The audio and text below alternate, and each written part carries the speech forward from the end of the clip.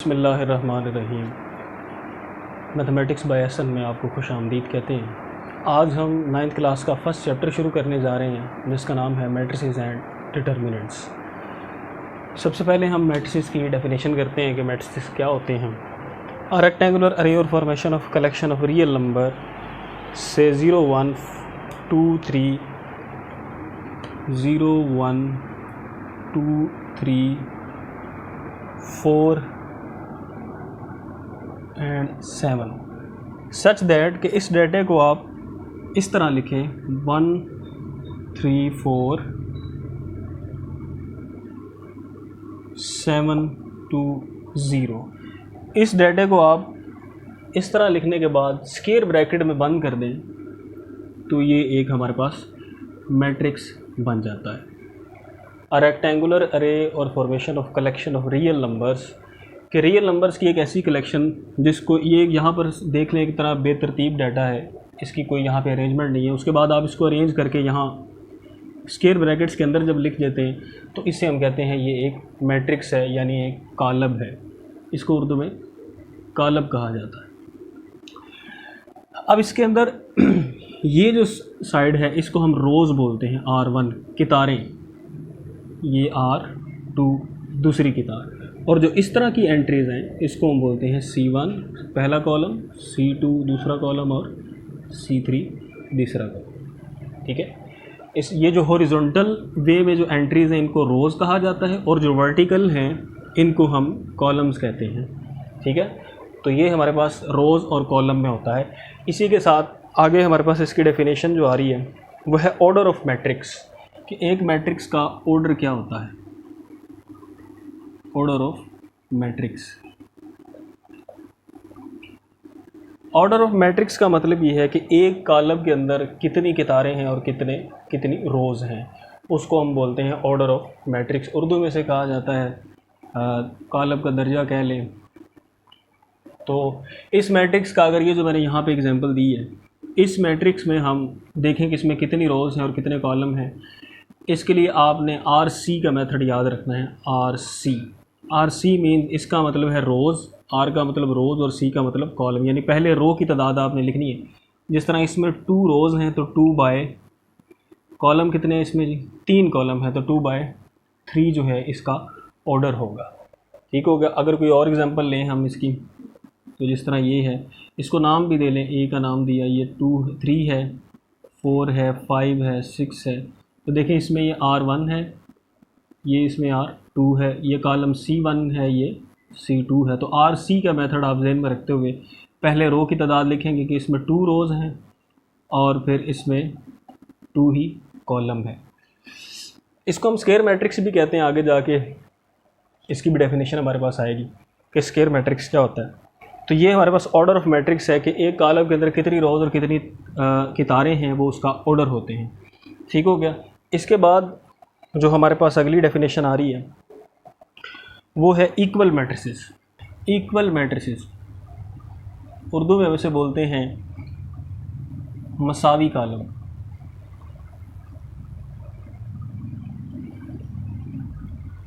Equal matrices का मतलब ये है कि इसमें 2 कंडीशन होती है। पहली कंडीशन ये कि 2 सेट होने चाहिए, क्योंकि इक्वल है तो इक्वल हम तभी मवाजना कर सकते हैं जब हमारे पास 2 वैल्यूज़ हों। 2 वैल्यूज़ होंगी तो हम बता सकेंगे ये इक्वल हैं या नहीं। एक वैल्यू के लिए कभी भी इक्वल जो है हम नहीं कर सकते, इसलिए 2 वैल्यूज़ का होना ज़रूरी है। जैसे यहाँ पर मैंने एक कॉलम लिया 3 4 5 6, और इसी तरह एक दूसरा कॉलम है जिसको मैं B कहता हूँ, वो है 3 4 6 -1 और 7 -1। तो ये देखें, ये हमारे पास दोनों मैट्रिसेस क्या हैं, इक्वल मैट्रिसेस। इक्वल मैट्रिसेस किस लिए, यहाँ पर जो फंक्शन हो रहा है अगर हम इसे परफॉर्म करें तो यहाँ पर 5 ही आएगा। 6 में से 1 निकाले तो 5 आएगा और 7 में से 1 निकाले तो 6 ही आएगा। इसलिए हम कहेंगे A जो है वो B के बराबर है। ठीक है, 2 कंडीशन इसमें यही थी कि दोनों की एंट्रीज़ सेम होनी चाहिए, कॉरस्पॉन्डिंग एंट्रीज़, यानी यहाँ पर इसके कॉरस्पॉन्ड यहाँ पर ये है, इसके कॉरस्पॉन्ड यहाँ पर ये है, इसके ये है और इसके ये। तो इसमें जो फंक्शन हो रहा है उसको परफॉर्म करने के बाद रिज़ल्ट यही आ रहा है जो ए में एंट्रीज़ हैं, तो इसलिए ए और बी को हम कहेंगे ये क्या है, इक्वल मैट्रिसेस हैं। डेफिनेशंस के बाद हमारे पास एक्सरसाइज 1.1 आती है। उसमें क्या है कि पहला क्वेश्चन ही देखें, उन्होंने यही पूछा हुआ है कि find the order of the following matrices, कि इनका ऑर्डर बताएं।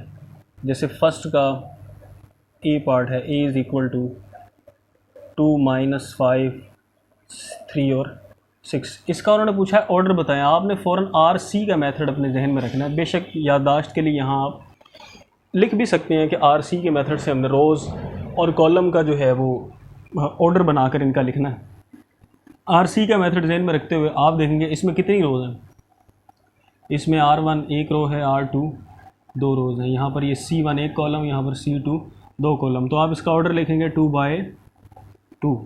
ठीक होगा, ये इसका ऑर्डर है। और ये आपने ये इस तरह बनानी नहीं है रोज़ और ना ही कॉलम्स, ही मैं आपको समझाने के लिए बता रहा हूँ कि इस तरह रोज़ होती हैं और इस तरह कॉलम्स होते हैं। आपने ये ड्रा नहीं करना है, ये आपने सिर्फ इसके बगैर ही बताना है कि इसका क्या ऑर्डर है और क्या नहीं है।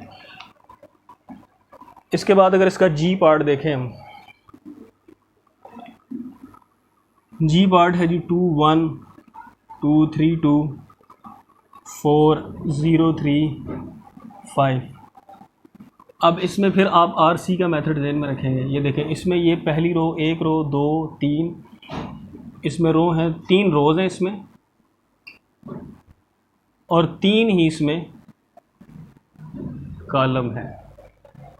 तो 3 रोज़ और 3 इसमें कॉलम्स हैं, ये इसका ऑर्डर होगा। सेकंड क्वेश्चन में वो कह रहे हैं which of the following matrices are equal.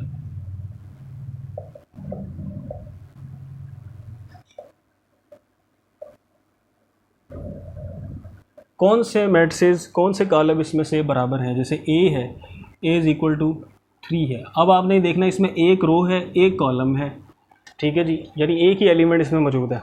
अब वो कह रहे हैं ये किसके बराबर है, तो ये बराबर है C के, क्योंकि C की एंट्री हमारे पास जो दी गई है वो है 5 - 2। तो इसको माइनस करें तो हमारे पास 3 ही आएगा, ठीक है जी, इस तरह। तो इसलिए आप लिखेंगे A जो है वो बराबर C के है। ठीक हो गया जी। इसके बाद जैसे वो कह रहे हैं G बताएं किसके बराबर। G जो है वो 3 - 1 3 + 3, ये किसके बराबर है जी, ये बराबर होगा F के, क्योंकि F में जो एंट्रीज़ हैं वो हैं 2 और 6। तो अगर इसमें इसका फंक्शन हम परफॉर्म कर लें जो इसमें हो रहा है, तो वो हो रहा है जी 2 और ये 6, यही आएगा। इसलिए कॉरस्पॉन्डिंग एंट्रीज इनकी सेम है, इनके ऑर्डर भी आपस में सेम है, तो हम कहेंगे ये इसके इक्वल है। बाकी भी इसके पार्ट इसी तरह होंगे। इसके बाद हम इसका लास्ट क्वेश्चन करते हैं, क्वेश्चन नंबर 3, ये इंपॉर्टेंट है।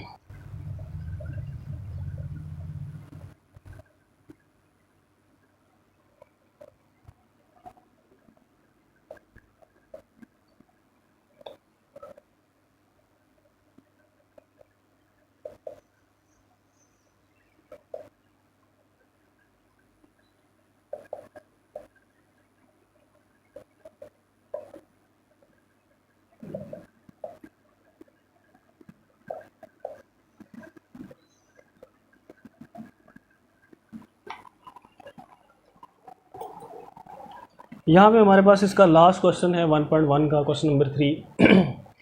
इसमें आप ये देखें कि दरमियान में यहाँ 2 वैल्यूज़ दी हैं, दरमियान में इक्वल का साइन है। इसका मतलब ये है कि हम इसकी कॉरस्पॉन्डिंग एंट्रीज जो है उनको इक्वल रख सकते हैं, यानी इसके कॉरस्पॉन्ड जो एंट्री है वो ये आप यहाँ पे लिख सकते हैं। कॉरस्पॉन्डिंग एंट्रीज़ को इक्वल रखने से बाय इक्वेटिंग कॉरस्पॉन्डिंग एंट्रीज़, तो ये यहाँ पे A + C यहाँ पे पहली वैल्यू के बराबर होगा, ये दूसरी के, तीसरी वैल्यू तीसरी के और चौथी के। तो यहाँ मैं सबसे पहले लिखूँगा A + C = 0, इसको नाम दे लें फर्स्ट का। दूसरी वैल्यू A + 2B = -7, इसको नाम दे लें सेकंड इक्वेशन का। और C - 1 = 3, इसको नाम दे लें थर्ड का। और 4D - 6 = 2D, इसको नाम दे लें 4 का। इसमें से सबसे पहले आपने वो इक्वेशन लेनी है जिसको हम देखें कि सॉल्व करने से, यानी जिस इक्वेशन को लेने से हमारा आंसर जल्दी आ रहा है, यानी जिस इक्वेशन में हमें ज़्यादा काम नहीं करना पड़ रहा, आंसर जल्दी निकल रहा है। यहाँ A + C को तो ले नहीं सकते क्योंकि इन दोनों में वैल्यूज़ ही कोई नहीं, इन दोनों की खुद अपनी वैल्यू यहाँ फाइंड होने वाली। यहाँ पर ना तो A की वैल्यू हमें पता ना B की वैल्यू पता, इसलिए इसको भी नहीं ले सकते। C - 1 को यूज़ किया जा सकता है, क्यों किया जा सकता है? क्योंकि इसमें C-1 उधर जाके प्लस हो जाएगा तो C का आंसर आ जाएगा। ठीक है, C को हम यहाँ पुट कर सकते हैं तो A निकल आएगा। जब A निकल आएगा, A को यहाँ पुट करेंगे, B निकल आएगा। तो ये करते हैं, आप लिखेंगे by using equation third, C-1 is equal to 3, C is equal to 3 + 1, so C is equal to 4। ये इधर नेगेटिव उधर जाके पॉजिटिव, तो C का आंसर आ गया 4। अब आप लिखें put value of C,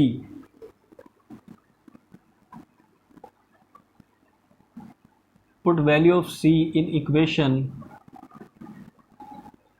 C की वैल्यू आप पुट कर दें फर्स्ट में, इन इक्वेशन फर्स्ट। तो इक्वेशन फर्स्ट हमारे पास है A + C is equal to 0, so C हमारे पास है, C इज इक्वल टू 4 है, सो A + 4 इज इक्वल टू 0। ये यहाँ पॉजिटिव उधर जाके नेगेटिव, तो A का आंसर आ गया -4। अब आप A का आंसर यहाँ पुट कर दें सेकंड वाली में, put value of A in equation second. Equation second हमारे पास है A + 2B is equal to -7। अब इसमें आप A इज इक्वल टू -4 अगर पुट करते हैं, -4, तो ये आएगा -4 + 2B इज इक्वल टू -7। ये यहाँ नेगेटिव उधर जाके positive, so 2B is equal to -7 + 4, so 2B is equal to, इसमें से माइनस करें माइनस का 3, 2 यहाँ क्या हो रहा है मल्टीप्लाई उधर जाके हो जाएगा divide, so B is equal to -3/2। ये हमारे पास इसका B का आंसर आ गया। इसके बाद हम आगे चलते हैं। अब हमारे पास लास्ट वाली रहेगी है D वाली, 4D - 6 is equal to 2D। आप इसको भी फर्स्ट यूज़ कर सकते हैं पहले ही, D निकालने के लिए आप इसको इस्तेमाल कर सकते हैं, क्योंकि इसमें भी फ़ौरन सोल्यूशन आ रहा है। तो इसमें आप D वाली वैल्यू एक तरफ कर लें, यानी उसको इधर लें, 2D को इधर आके माइनस, ये इधर माइनस का 6 उधर जाके प्लस का हो जाए। सो 4D में से 2D माइनस किया तो 2D आ गया is equal to 6, so D is equal to 6/2। ये यहाँ मल्टीप्लाई हो रहा है इधर आके डिवाइड, तो इसका आंसर A का हमारे पास आएगा जी, A इज इक्वल टू 3, 2 3 = 6। तो ये हमारे पास A का आंसर आ गया। तो ये इसमें जो वेरिएबल्स हैं जो हमने निकालने थे वो हमारे पास सारे आ गए। लास्ट पे आप लाजमन तमाम वेरिएबल जो हमने निकाले हैं उनका आंसर एक तरतीब से लिखनी, ताकि चेकर को जो है वो चेक करने में आसानी हो। A हमारे पास आया है 3, B हमारे पास आया है -3/2, C हमारे पास आया है 4 और D हमारे पास आया है जी 3। सॉरी ये यहाँ मिस्टेक होगी जी, A ये D आया है, D है, D हमारे पास A जो है वो हमारे पास -4 है और D जो है वो 3 है। तो यहाँ पर ये हमारी एक्सरसाइज ख़त्म होती है और हमारा क्वेश्चन कंप्लीट होता है। इंशाल्लाह नेक्स्ट वीडियो में हम अगली एक्सरसाइज के साथ तशरीफ़ लाएंगे। अभी के लिए आप इजाज़त दें। अल्लाह हाफ़िज़।